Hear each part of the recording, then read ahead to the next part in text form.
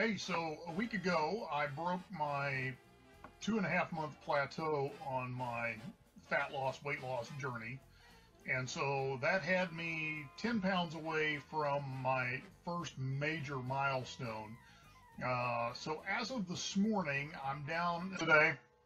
And again, there's a hack for your gym time as well. If you don't like spending hours in the gym, there is a way to accelerate that process as well. And so we'll be happy to throw you some information on that if you're interested. A couple of quick tools that I want to point you to that will help you in your journey. I have on my phone 3 fitness apps that I use pretty heavily. First one is my Jawbone Up, which of course I wear on my wrist. Measures heart rate, measures my sleep, measures my steps, gives me practical advice. Syncs up with MyFitnessPal, which I also use to track food. Now, I haven't been tracking food for a while, but now that we're involved with this ketogenic supplement, I'm doing MyFitnessPal again as part of an encouragement group for accountability. So every time I update my stats, somebody else updates their stats. Then we all get notification of that. We can make sure everybody's staying on track. We can give encouragement where we need it.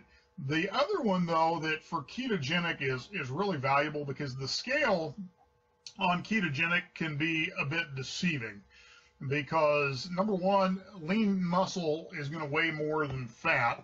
And so part of the ketogenic diet is you're going to be preserving muscle mass. And if you're doing any kind of exercise, you're actually going to gain muscle mass.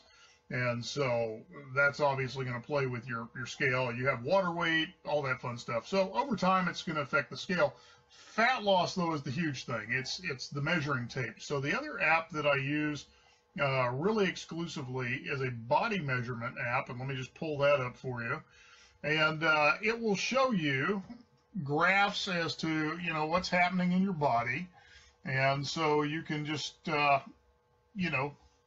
see what's happening in your measurements. So this is how I've been figuring out how many inches I've lost in my stomach, what I've lost in my chest, legs, those types of things. So those apps are great if you're going to do this ketogenic process. So anyway, short video today. Remember, there are ways to hack your workouts. My normal workout is taking me 15 to 20 minutes. And I'm under load maybe about 60% of that. The other point is just rest between reps. And what that's done for me is allowed me to rebuild strength after I ripped this shoulder out of socket 2 years ago and nearly tore this one out of socket as well. So those are things you can do.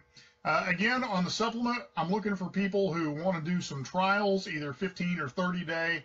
Where we can get some pictures, measurements, and kind of look at how you're doing with that supplement. So if you're kind of sitting on the edge watching Carl and Carol going, that's interesting, don't know if I want to do it, this is a great way. Test it out. If it works for you, great. If it doesn't, great.